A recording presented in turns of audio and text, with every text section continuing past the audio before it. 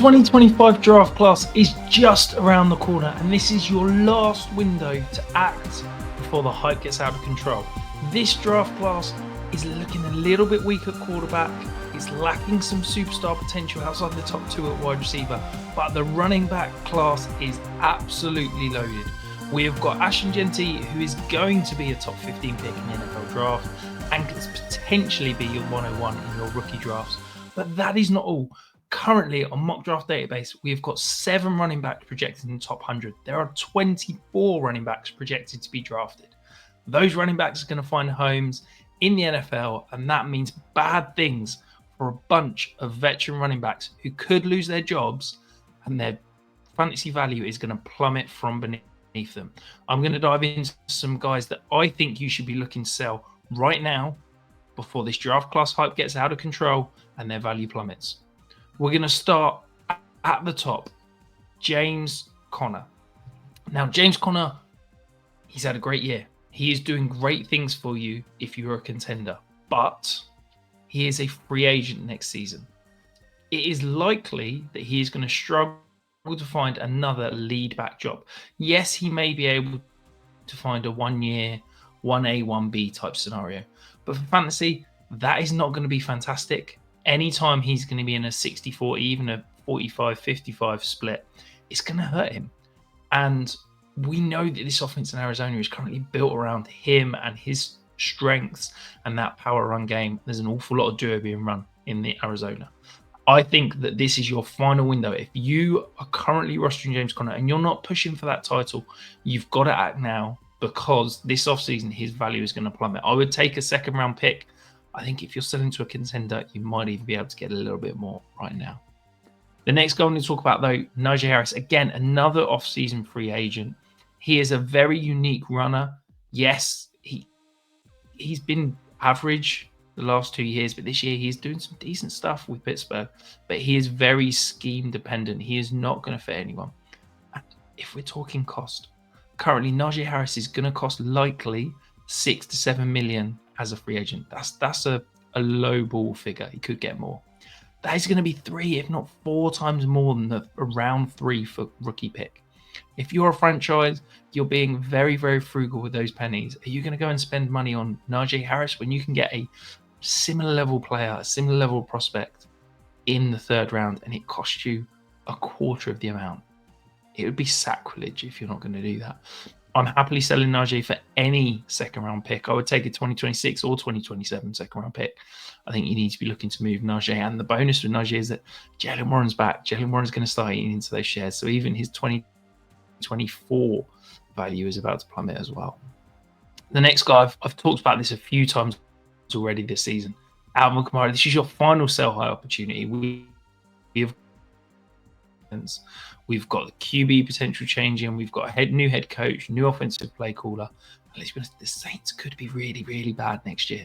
If they're going to eat their medicine finally, it could be that this Saints offense is woeful. And yeah, Alvin Kamara signed that new contract, but are you going to want to back with a new head coach, with a new offensive coordinator, with basically no pieces as they enter a rebuild?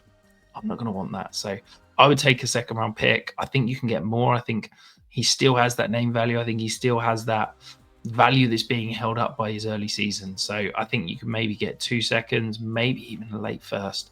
But I think now's the time to be getting out of Alvin Kamara. Before I move on to the next guy, though, if you haven't hit that subscribe button, welcome in, come join us. I guarantee you will enjoy the content that is going to be coming out of these waves for the next few months, because it's almost rookie season. And you know I'm going to be deep diving every single key prospect you need to know for 2025 rookie drafts. Joe Mixon. Now, I am screaming this from the rooftops. Sell, sell, sell, sell, sell Joe Mixon. Yes, he is under contract next year, but his value is absolutely wild. I saw him get traded for 2 first-round picks last week. Insane. I think this is a sneaky little potential to change this offense next year.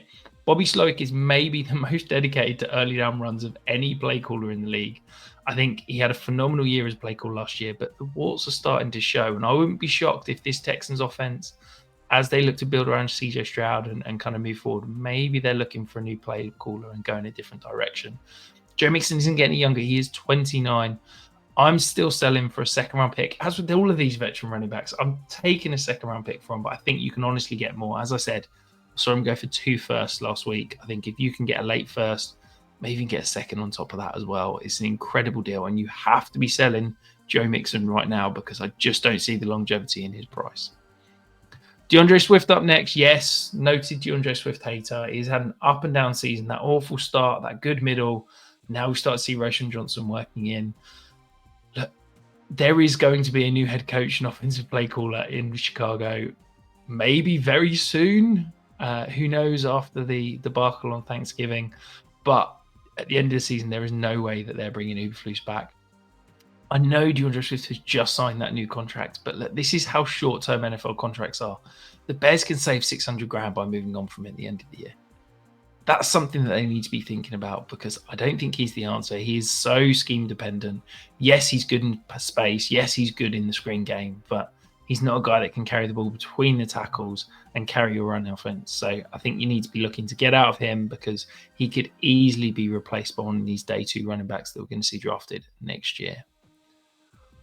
Aaron Jones, again, another off-season free agent. He's going to be 31 next season. Time to get out because that value, this is your last chance. He's been great. He's been phenomenal for the Vikings this year, but who knows where he's going to be. And I think a lot of these teams, if you've got a running back, what are you going to do? Pay Aaron Jones 6, 7, 8 million or go and draft a day 2 running back that you can spend the entire contract costing that same amount. So I worry that best case scenario for Aaron Jones is a 1B type backfield, and that's just not going to get it done for fantasy. So go and get that second round pick, and you can draft one of these day 2 running backs instead of Aaron Jones and be in a better place for 2025 and beyond. The final guy, Josh Jacobs. Now, you're probably sitting there thinking he's playing phenomenal football. He's just signed that big contract. Why the hell are you selling? But that's exactly why you should always be selling running backs anytime you think they're at peak value. And I think Josh Jacobs is there right now. The contract is wild. Josh Jacobs signed basically a series of 1-year contracts.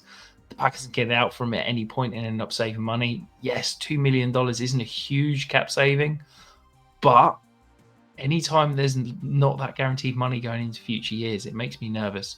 I think you can easily get a first round pick. I think with the way he's performed the last few weeks, I think you can maybe even get some more.